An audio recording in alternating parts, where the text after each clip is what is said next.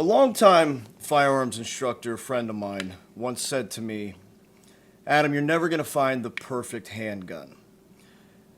And at that point, I had gone through at least 7 or 8 different pistols for my EDC. This was right before I found the Glock 43X. And I had been through everything from Smith & Wesson, Kimber, Springfield, you name it. A few Rugers.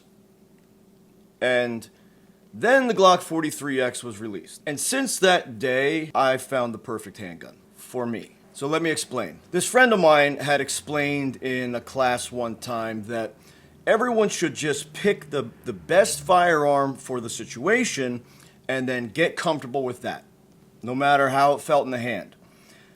And I asked him a question in that class. I said, but if it's someone who has an opportunity to try all the different options out there, in order to find what could become the closest to a perfect handgun for them, isn't that the best option? And he didn't quite know what to say because obviously in a room full of a lot of people, he had to keep things more general. So later on, he approached me and said, yes, obviously that's the best option.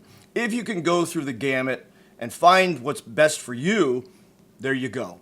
But if you can't, pick the best firearm that you think is going to suit your life. And I agree with that fully.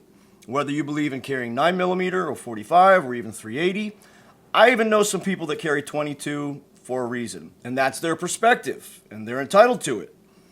And I went through a period where all I was carrying was 45. And I thought, bigger stopping power, that's the best thing. But then, during my time with the 43X, and this is the first one that I purchased with the stainless steel slide, it's got the AmeriGlow sights, and I've kept it pretty much stock. I run stock magazines through it. I do have Hive mag extensions on it, so it gives me a little extra. And then more recently, I've gotten this 43X with a Zev trigger, and this one has run Shield Arms mags its entire life. And that 15-round capacity in a flush mount, I will say, is very, very nice to have. You've got that comfort of a few more rounds. And this 43X has actually operated equally as flawlessly as this 43X so far. But this 43X has thousands of rounds through it. This one I've only put a couple hundred through. But I don't expect much variation to this. Now the 43X for me, and for reference, my hand is a size large glove, but all of my knuckles have been broken, and being able to wrap my hands around a handle needs to be specific. For example, the ovular grip on a Smith & Wesson does not fit my hand comfortably.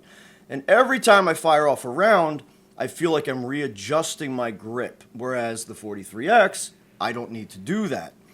I can attain a grip, feel comfortable with it, feel like I've got good connection in all the right points, fire off a whole mag, and still feel like I've got retention of the firearm.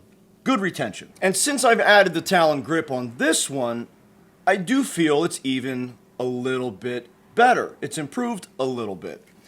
But on this stock grip, I've never had an issue. It's still been the same comfort. But regardless of what caliber you choose to carry, the best thing to do is to go into your gun store, your local FFL, and grab a hold of each frame. Feel what each grip feels like in your hand. Feel the difference in the shape of the handle. In that grip, some of them have a blocky grip. In 1911, you're going to get a big, thick, blocky grip.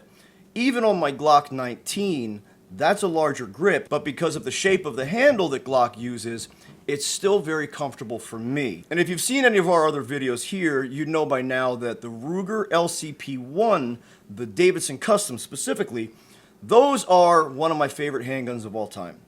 Even though it's 380, but for my needs, most of the time I have to have ultra concealment. I'm also 5'10", 180, 185 pounds with a 29-inch waist.